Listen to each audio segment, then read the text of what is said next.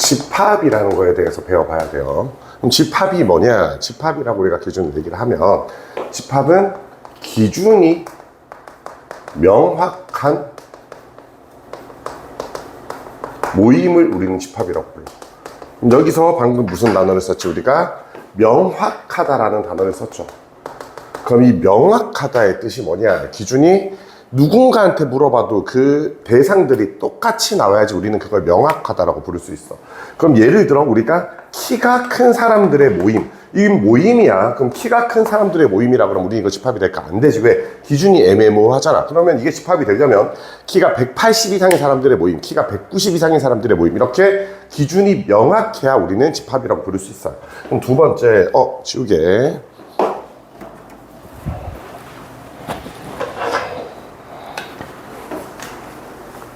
그럼 두 번째, 우리는 원소라는 걸 배워볼 거야. 원소는 뭐냐면 집합의 성분 하나하나.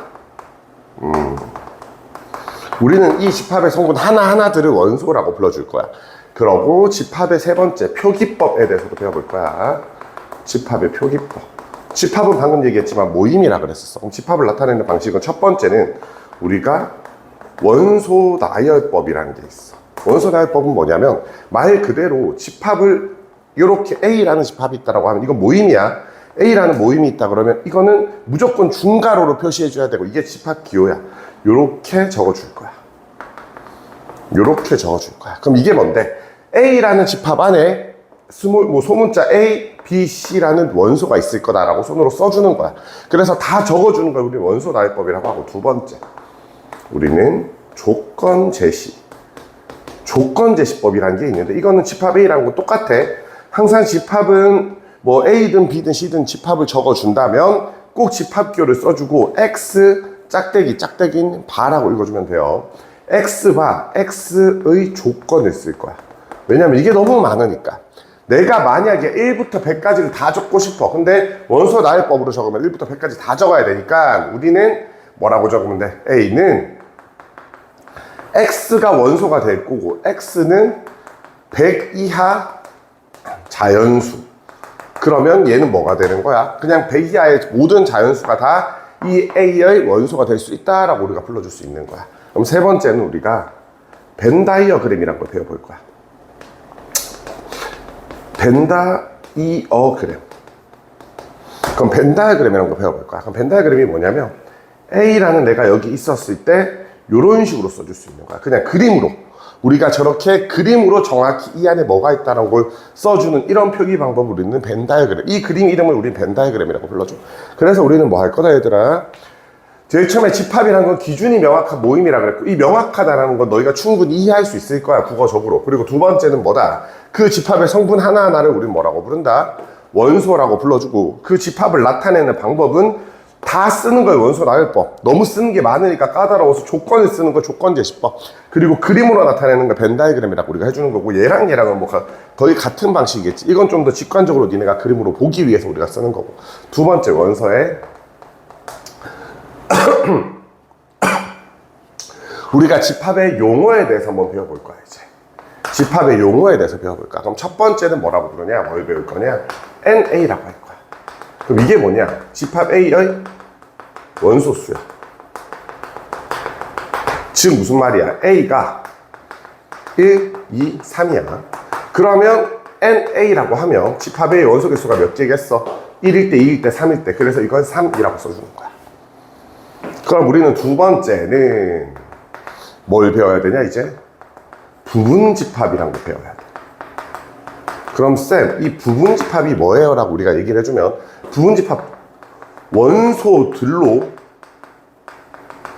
재구성 다시 만든 재구성한 집합이야. 원소들로 다시 만든 집합, 이걸 우리는 뭐라고 불러준다? 부분집합이라고 불러준다는 소리야. 쌤, 이게 무슨 말이에요? 이것도 한번 잘 들어봐봐. A라는 애가 있어. 그럼 이 A라는 애가 원소가 1, 2, 3이야. 그러면 얘네들의 이 A라는 집합의 원소가 1, 2, 3이면 이 1, 2, 3으로 다시 만들 거란 소리야. 그럼 어떻게 집합 안에는 누구만 넣을 수도 있고 1만 넣을 수도 있고 집합 안에는 2만 넣을 수도 있고 집합 안에는 3만 넣을 수도 있고 집합 안에는 1하고 2만 넣을 수도 있고 집합 안에는 1이랑 3 넣을 수도 있고 집합 안에는 2랑 3 넣을 수도 있어. 그리고 누구 넣을 수도 있지? 집합 안에 1, 2, 3 넣을 수도 있어. 근데 너희가 알아야 되는 게 집합 안에 또 아무것도 안 넣을 수도 있어. 우리는 집합들을 이렇게 만들어 놓을 수 있을 거야. 여기서 이거는 1, 2, 3 원소가 1, 2, 3이었기 때문에 1, 2, 3이 다 들어가서 집합을 만들 수도 있었어. 그게 아니라면 또 뭐가 있을까? 아무것도 안 넣은 것도 집합이 될 수 있어. 왜냐면 잘 봐봐봐. 우리가 집합이라고 쓰고 이 조건 안에 x는 이건 집합이지. 키가 5m 이상인 사람이야. 키가 5m 이상인 사람이야. 그러면 이 안에 지구상에서 이 집합 안에 들어갈 수 있는 사람은 아무도 없잖아. 그래도 이건 집합은 맞아. 왜? 명확하니까. 그럼 예를 들어 월드컵에서 축구 골을 뭐 한 1000골 넣은 사람, 그럼 아무도 없잖아. 그렇지만 그건 집합은 될 수 있어. 왜? 기준이 명확하니까. 그럴 땐 이 집합의 성분 안에 아무것도 없을 거고, 우리는 얘를 뭐라고 해주냐? 얘를 요렇게 써줘. 요렇게 써줘. 이걸 뭐라고 읽어주냐? 우리는 공집합이라고. 예쁘게 써줄까? 우리 이렇게 써줄 거고, 이게 뭐다? 공집합이라고 읽어줄 거야. 이걸 우리는 공집합이라고 읽어줄 거야. 그래서 부분집합은 뭐다? 원소들로 다시 만든 집합을 우리는 부분집합이라고 하고, 지금 원소가 몇 개짜리였어? 원소가 1이랑 2랑 3이랑 3개짜리였지. 거기서의 부분집합이 몇 개야? 1만 들어간 거, 2만 들어간 거, 3만 들어간 거 쭉쭉쭉 썼더니 총 몇 개 나와? 8개 나오지. 그래서 여기서 너희가 알아야 되는 게 뭐야? 그러면 부분집합을 배웠잖아. 부분집합의 개수는, 총 개수는 어떻게 된다? 2의 NA가 돼. 2의 NA가 돼. 원소의 개수가 3개였으니까 부분집합은 8개가 될 거야.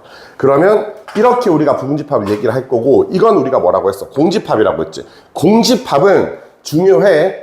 여기서 니네가 알아야 되는 거. 이 공집합은 모든 집합에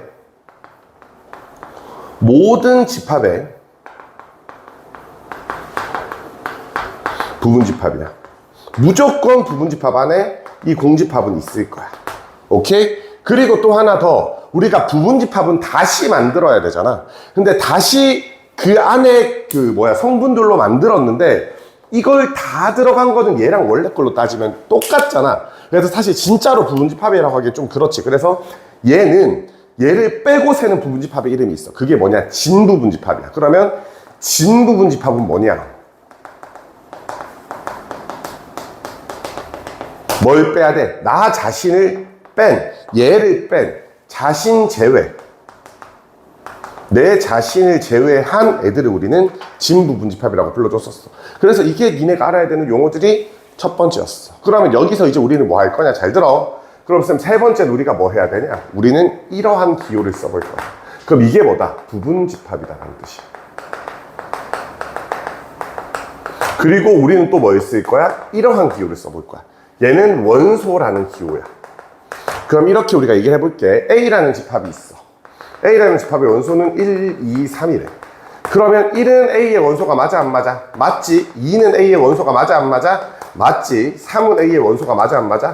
맞지. 그래서 1은 A의 원소가 된다, 2는 A의 원소가 된다, 3은 A의 원소가 된다라는 거야. 그럼 다시 써볼까? 4는 A의 원소가 맞아 안 맞아? 안 맞잖아. 그럼 이거는 4는 A의 원소가 아니다라고 써주면 돼. 그래서 우리는 얘는 1도 A의 원소고 2도 A의 원소고 3도 A의 원소인데 4는 원소가 안 된다라고 써줄 거야. 그럼 쌤, 원소 기호가 뭔지 알겠어요. 그럼 이 부분집합은 뭐예요? 얘네들로 만들 수 있는 부분집합 몇 개 있다 그랬어? 8개 있다 그랬지. 그러니까 다시 우리는 얘가 원소라는 뜻이었어. 그러니까 1은 원소고 2는 원소고 3은 원소인데 4는 원소가 아니잖아. 그럼 얘의 부분집합은 여기 이미 내가 적어놨지. 즉 이 원소들로 만들 수 있는 애들이 부분집합인 거야. 1은 얘의 부분집합 맞으니까 요렇게 써줄 거야. 그러면 1하고 2도 얘 부분집합이 맞으니까 이렇게 써줄 거야. 근데 1하고 4는 이런 부분집합은 여기 안에 못 만들지, 원소들로. 그럼 얘는 부분집합이 아니겠지. 우리가 이런 식으로 써줄 수 있을 거야. 그래서 너희가 부분집합이라는 것과 원소라는 것은 써야 되고, 여기서 중요한 건 뭐다? 이 공집합이라는 애는 무조건 누구의? A의 부분집합이 될 거다.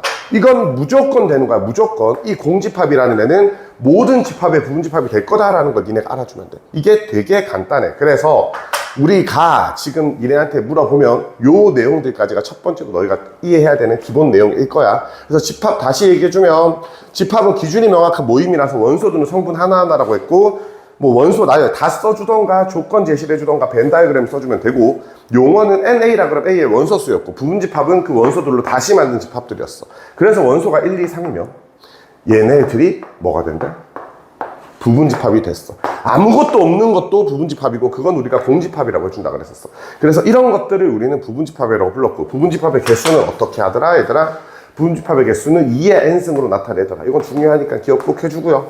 부분집합의 개수는 원소의 개수가 3개면 부분집합은 8개 만들 수 있고 원소의 개수가 4개면 부분집합은 16개 만들 수 있을 거야. 그리고 진부분집합은 이 수많은 부분집합들 중에 얘 빼고 나머지를 진부분집합이라고 불러준다라고 이해하시면 됩니다. 그래서 여기까지, 그래서 부분집합 용어랑 원소 용어까지 니네가 다 배웠어. 그럼 이제 우리 두 번째 뭐 할 거냐? 잘 들어봐.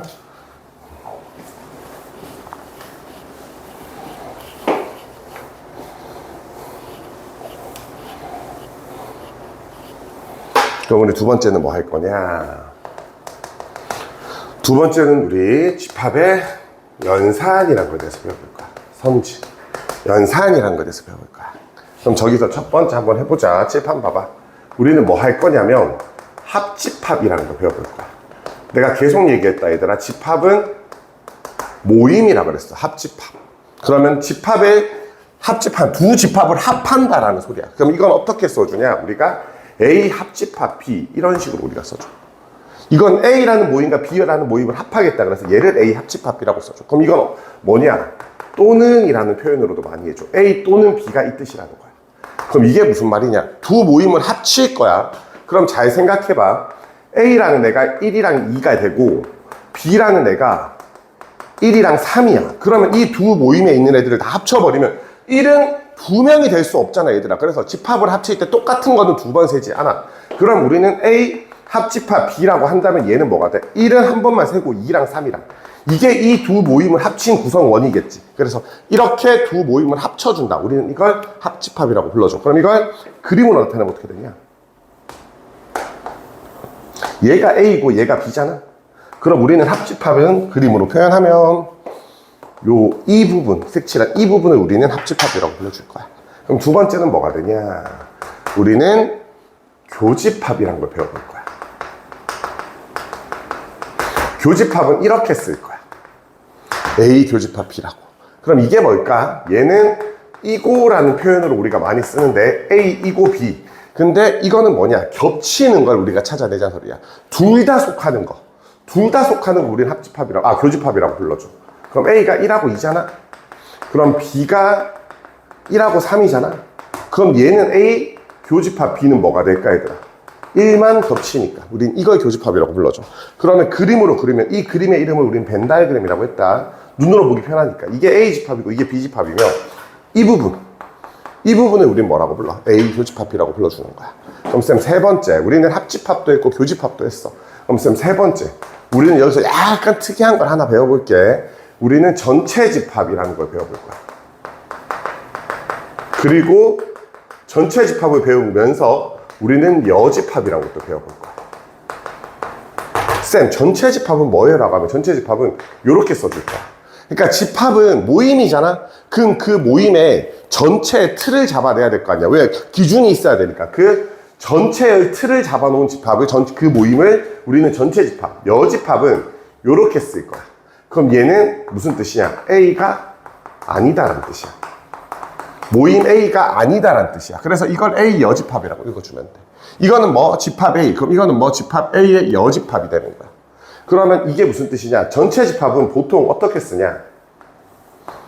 좀 니네가 그냥 이렇게 쓰면 합집합이랑 헷갈리기 때문에 나는 전체 집합은 약간 비읍에서 요거 안 적어준 것처럼 좀 크게 적어주고, 그리고 합집합은 이렇게 적어줘. 그게 구분이 되니까.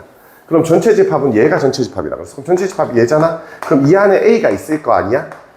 그러면 우리는 뭐다? 이게 A니까 이 바깥 부분 얘가 A의 여집합이 되는 거야. 그럼 어떻게 표현할 수 있어요?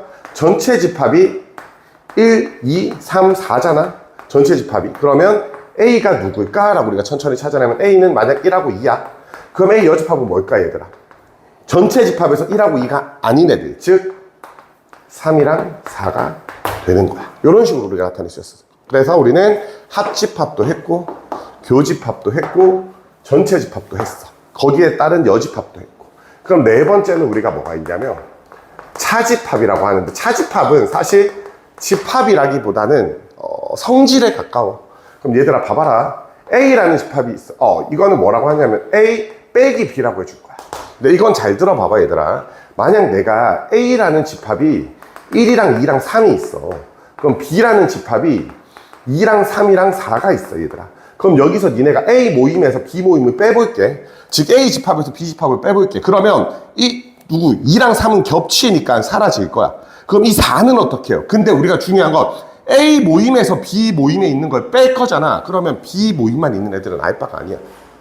B 모임에 있는 애들은 알바가 아니야. 그럼 뭘 빼야 되는 거야? 우리는 A에서 겹치는 애들만 빼주면 돼. A에서 겹치는 애들만 빼주면 돼. 이게 뭐다? 다시 A에서 겹치는 애들만 빼주면 돼. 그러니까 겹치는 애가 누구야? 2, 3, 2, 3. 그러니까 A에서 겹치는 애들 쑥쑥쑥쑥 사라지면 얘는 뭐만 남는다? 1만 남겠지. 그래서 우리는 A 빼기 B는 뭐가 된다 얘들아? A에서 뭘 뺀다? 겹치는 애들을 빼줄 거다. 우리는 이게 너희가 이해해야 되는 집합의 성질이었어. 그럼 이거는 내가 미리 적어줄게. 이렇게 표현할 수 있대 얘들아. 이렇게 표현할 수 있대. A 교집합, B 여집합. 그래서 지금부터 너희가 교집합, 여집합이 나오면 이걸 빼기라고 생각하면 돼. 근데 이게 왜 그런 거냐? 이걸 내가 벤 다이어그램으로 이해시켜 줄게 얘들아. 잘 봐봐. 우리는 이 A 빼기 B는 그림으로 예쁘게 적어내주면, 봐봐. 얘가 A고 얘가 B잖아? 그러면 얘가 A 빼기 B야. 얘가 A 빼기 B야. 그럼 얘를 뭐라고 해야 되냐? A에서 겹치는 부분을 뺀 얘는 나는 순수, 퓨어 A라고 불러요. 순수 A. 순수한 A 파트를 우리는 A 빼기 B가 되는 거야. 겹치는 거 빼고. 근데 얘를 나타내는 방식이 A에서 교집합을 빼는 것도 있지만 A 교집합, B 여집합을 해도 되는데 왜 그런지 연산으로 한번 보여줄게. 교집합이 뭐야? 2번 색칠되는 애들이야. 그럼 내가 색칠 한번 해볼게 얘들아. 얘가 A고 얘가 B야. 그럼 제일 처음에는 누구를 색칠할 거야? A를 색칠해볼게. 쇽. 그리고 두 번째는 B가 아닌 애들을 색칠해볼게. 쇽. 이게 B가 아닌 애들이지. 그럼 니네 눈에 2번 색칠된 건 어디야?